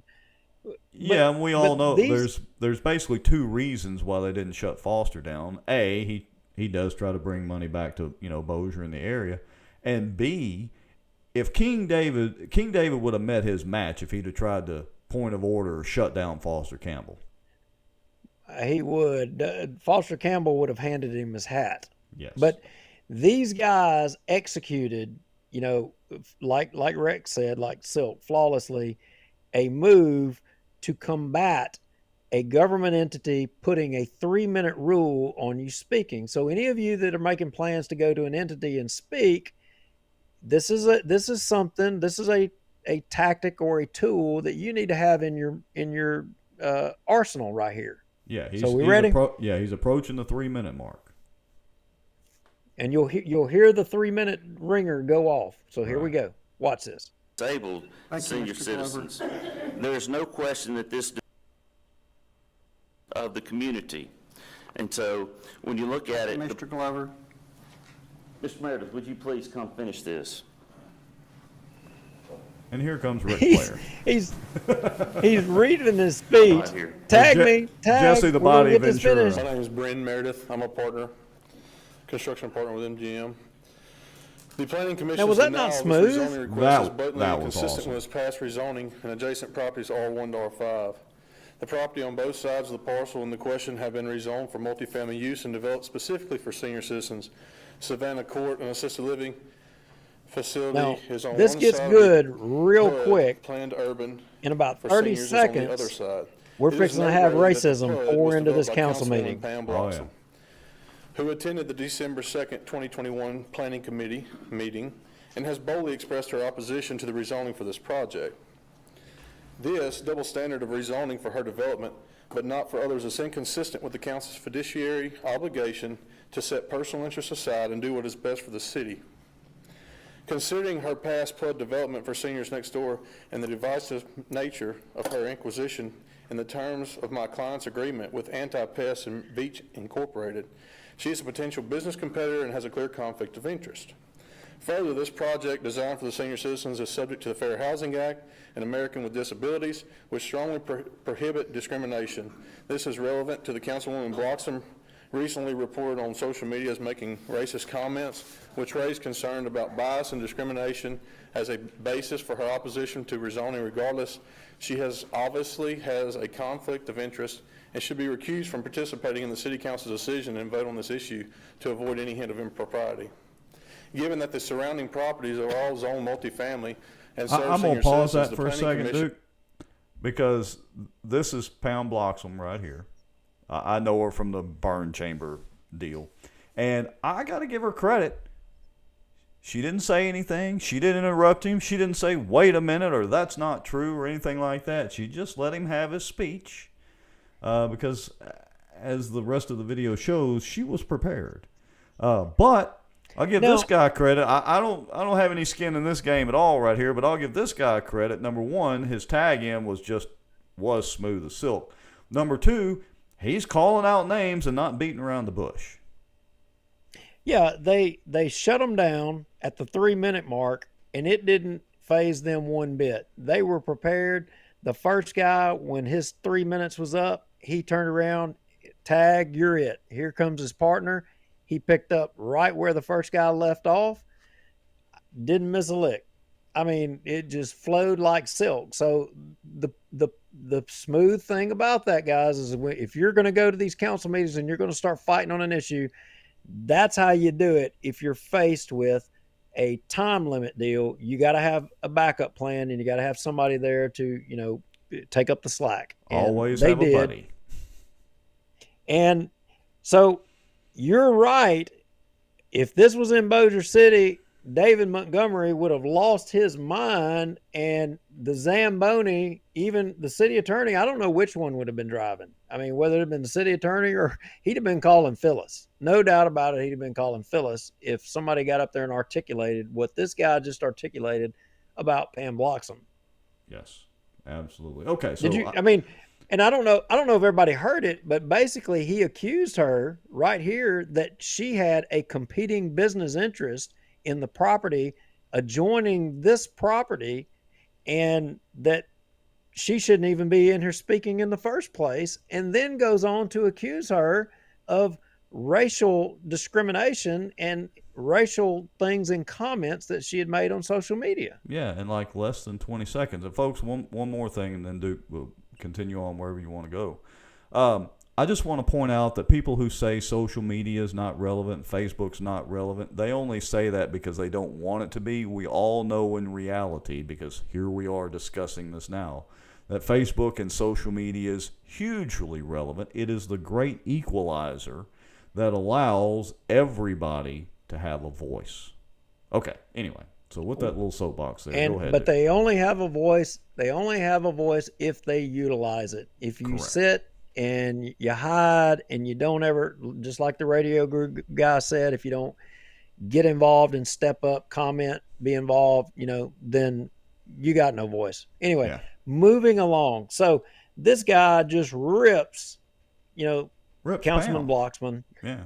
Yeah, rips her to shreds. I mean, they did it. And all of them, they all kept their cool. They proceed through the meeting. We in fact jump about 10 minutes later, and they all kind of go to, after public comment was done and folks said their said, they went to each councilman and gave them each the opportunity to speak their piece. And we're going to jump to the hour and 37 mark. And actually, Pam Bloxham wasn't the only one that jumped up and got a piece of this. That councilman sitting next to her. Yes, sir. It was their turn to take a shot at this. And Councilman Roy, he jumps up there, and we're going to roll with it. First off, I'd like to thank everyone who participated in National Night Out. I hope that we continue to have that and more will turn out next year. So I do appreciate those efforts. One thing that I brought up in a council workshop, Well, a little pause I want there. the taxpayers to be aware of this ordinance, is that in 2017, the council and mayor And a little born buffering. ordinance to arbitrarily increase water rates based off of the CPI. 6% in October, November. I think that's unfair to the taxpayers. Up on water rates, then we should bring it to the public and explain why that we're doing that. There's a novel idea. Bring it to the public and explain why. Understand there may be a point when we're in the negative. Jeff is brought some information, put some information together for Yeah, we're having a little buffering issue tonight. to the council, and I'll keep bringing it as long as I can to rectify that, because I'm going to hit pause for a second and see if it'll catch up just a little bit. So, look, I got to give him credit. You know, he's talking about here bringing it to the people. I mean, how many council people or generally government people do you actually hear say that and arguably mean it? Yeah, that is a novel idea, in fact. speech. Let me point out a few things that I feel like I have to defend myself in this instance, because several months ago he came to me, and I know some of the other council members, and sat down with a 2-page idea. And after an hour's conversation or so, I asked him for more information. He gave me no plans. He gave me no site plans. He gave me no. He's talking about the MGM, them guys that made the presentation. Yeah, Duke, let me pause this for a second. I'm going to switch our screens, and I think I might can correct some of this buffering a little bit, so bear with me for just a second. But, you know, he's talking about no plans, nothing being brought to him. Sounds kind of like some of the city council stuff that's been going on over here. Yeah, it does, but, well, I'm going to be nice, and I'm not going to beat up on Bossier tonight. But, yeah, he's saying that this guy came, made a presentation to them, didn't have any plans, was lacking on a lot of things. Now, we don't know if that's true. We don't know if it is or if it's not, but it's their turn to speak. They didn't argue. They didn't speak over the top of the person that came up there and was making the appeal, and they didn't interrupt them. Unlike if it was in Bossier, them cats would have been interrupted, but, it's their turn. They're not being interrupted. Right. All right. So I'm going to go ahead and hit play again, and let me see if I got a little technical issue corrected here. Any of that information that I had been requesting from him. And apparently not. That was a good try. Well, his presentation, doing some investigative research. For we are 24 seconds away from the sweet spot here. 4 projects, not one. Yeah, it's okay. It's just buffering a little bit. We can deal with that. That gives us time to do a little commentary. There are 4 projects in the work in almost 3 years. Not one of them project. I'm concerned about that. I'm concerned about somebody coming in. I think that's part of our job as a council person. And the final straw that broke the camel's back for me is here you go. Yeah, here we go. On Friday, he called several times, and I finally got to return his phone call, and we had a discussion. He still did not have the information to give me to make an informed decision on that piece of property. After that conversation, I had a phone call from another individual where he had asked me, and he had asked Pam Bloxham to commit malfeasance in office. Whoa. He literally asked me and her not to attend this meeting. Whoa. That's a felony. I am not about to commit a felony, and I sure don't want to do business with someone who wants me to. I take this position. Okay. Now,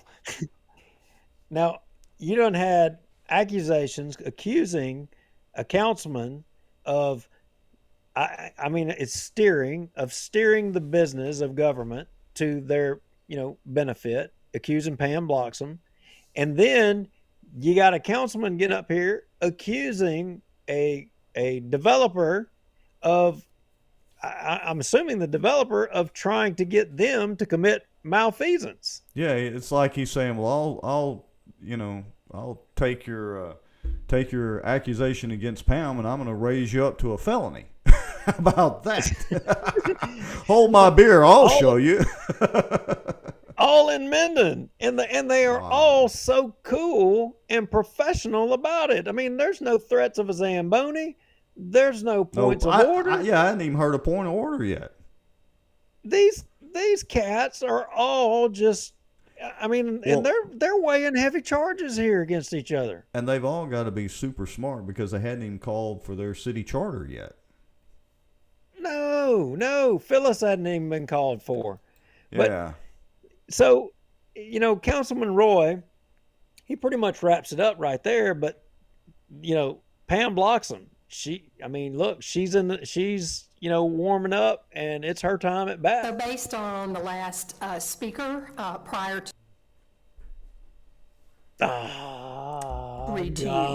to the citizens of Minden. I realize Mr. Glover's proposed subdivision of 25 duplexes for the elderly and handicapped sounds like a great addition to Minden. However, there are issues that are cause for concern by many of my constituents. Every community deserves to know what they're getting into, and I believe there are several key issues. There appears to be a lack of financial transparency with this company. For example, there's no construction budget. There's no 10-year pro forma report. There are no actual numbers on taxes to be paid to the city of Minden. Gene Corley asked, he didn't answer. There has been no proven experience from this company. A big lack of integrity. We have experienced threats, lies, and personal slander. Threats, lies, and personal slander. Square footage were on the proposed plans, nor was there a site. The only thing more she could say is sex, drugs, and rock and roll. I drove Yeah, to no all kidding. 3 of his existing sites.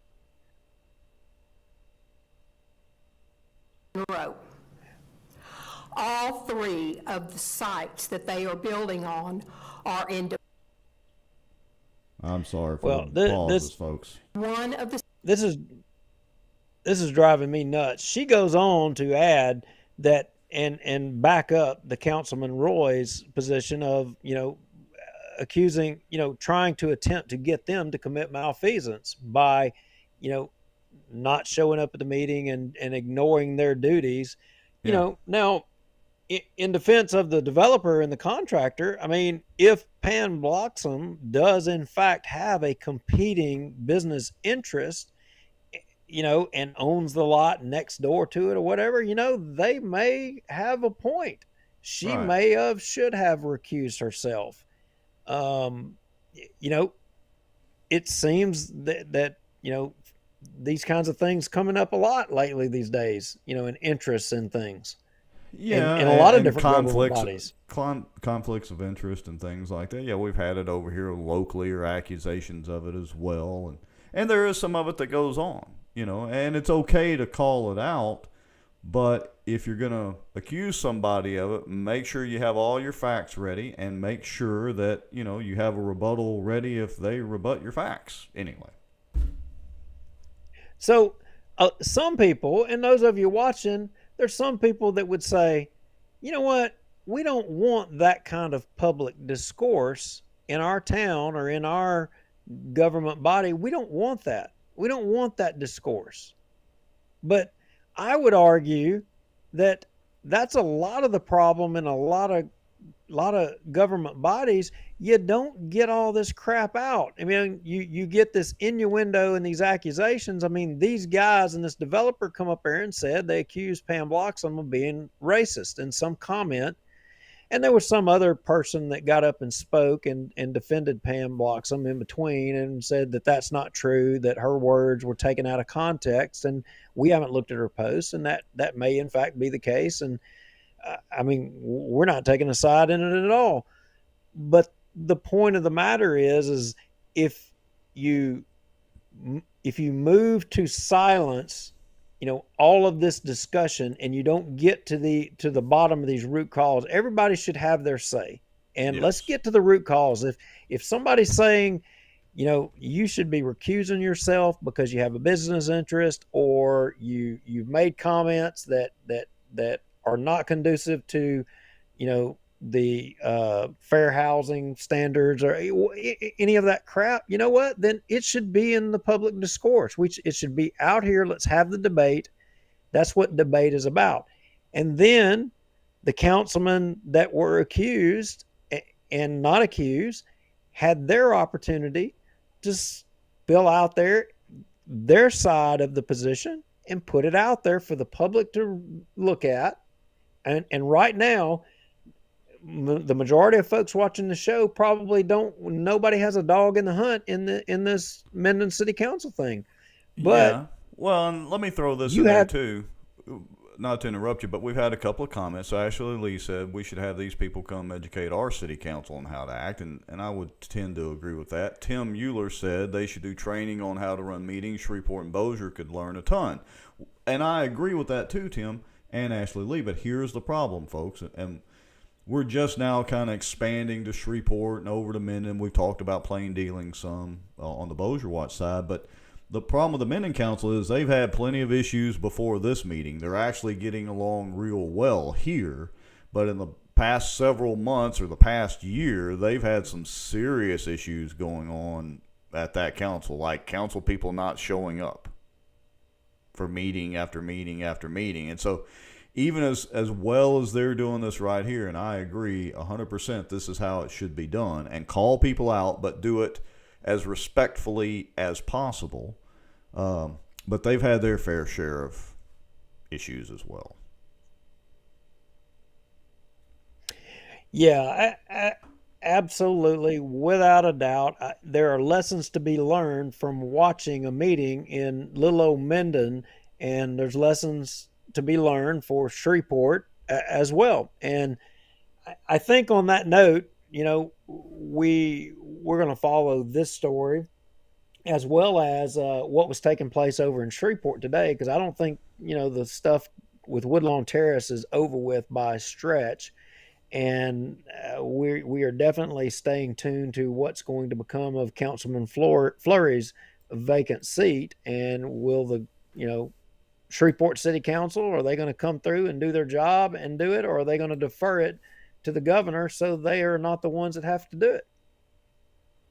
Yeah, and there's a lot of stuff for us to keep up with, and as we kind of start wrapping this show up, we appreciate everybody that's watching. We're at about 35 people or so right now that are still watching. That's actually pretty good. Again, we didn't really publicize this. We do Louisiana Watches kind of on a random Thursday type basis, so we appreciate everybody that stuck with us. There's lots of stuff to talk about, lots more in Shreveport. And also, for those of you that might be new to the show, maybe, we got a Proton Mail for the Louisiana Watch side. It's lawatch@protonmail.com. You can also send comments to Bossier Watch at protonmail.com. Again, pretty much the same thing, because we've got a lot more to talk about in our area, not just Bossier Parish, as well as, of course, across the state. Yeah, across the state. And Rex, to give folks in Shreveport, we're going to follow up on some of your stuff for next week. In fact, I think, we may have one of your sitting councilmen who is potentially going to be a guest in next week's show. And we're going to talk about some of all of these topics. We'll obviously, armchair quarterback a little bit of what takes place with your bond proposals and how that all turns out this weekend. As it stands right now, look at it this way. You've got a low turnout. Your vote kind of be amplified. So if you're for or against, your weighting is a little bit higher because turnout is so low. 10%, wasn't that what KTBS was reporting it being estimated at, Rex? Yes, it was. And so I'd like to say one other thing too. So I know a lot of you follow on the Bossier Watch side, but we'd also encourage you to go to Louisiana Watch on Facebook as well, or you can go to facebook.com/Louisiana Watch like and follow us there. We do cross-post the shows, so you're going to get the content either way, but we're trying to build up both channels as we progress with this. And we would encourage you, if you know people in Shreveport, Tim, if y'all want to start tagging some friends to like and follow us, we're going to be on the Shreveport Kick as well as other things for the foreseeable future. Cindy Ulrich, hopefully the coin that you flipped between us and Gray's was a double-sided coin and we won. And that's why you're here. Hopefully so. But Rex, additionally, next week's show, we've got some more stuff too. Need to put it out there. So yes, I've got some this stuff with the Shriners. A lot of you may not know that all those nurses that the Shriners just fired over the COVID vaccine because they were citing, exemptions, and Shriners just said to hell with them and just fired them all. And you even had, I think it was a federal judge that had a moratorium on, taking action against people and running down that road when they did it anyway. Yeah, just pretty much ignored what a federal judge says. That's generally considered a no-no. Yeah, I am working on a guest that's going to be on that show because, look, that thing crosses across the state. We're talking about that gets down there into the Oshner's lawsuit, and that's a big deal. So yeah, we've got a guest that's ginned up to come on for that. And Foster Campbell, this thing with the railroad, and then he, in Bossier, and then we chimed in on this this deal over here in Shreveport. And he can come on, and we'll certainly ask him about that. But talked to him today, and he agreed to come on. So I think we're going to have a good show to kind of go back on all of these issues just a little bit, and then a little bit of spice on some other stuff. So we would encourage everybody to come back next week. Yeah, and I can also say that I'm pretty sure that we're going to have a Caddo commissioner on who is a mutual friend of mine and Tim's, actually how Tim and I met. And so hopefully we'll be able to get him on, as well as, whoever else wants to come on that's a politician or local government leader or whatever. Hey, send us an email, reach out to us. We'll be glad to get you on a show and let you talk, for however long and take a few questions. And, we're always glad to have guests on the show. Well, thanks again, guys, for watching, and we look forward to seeing y'all next week and bringing some more inside ball to Shreveport. And you got anything anonymous, shoot it to us. Yeah. We'll put it out there. LAWatch@protonmail.com or BossierWatch@protonmail.com, if I can talk tonight at all. We'll see y'all Tuesday night on Bossier Watch. Good night. Good night.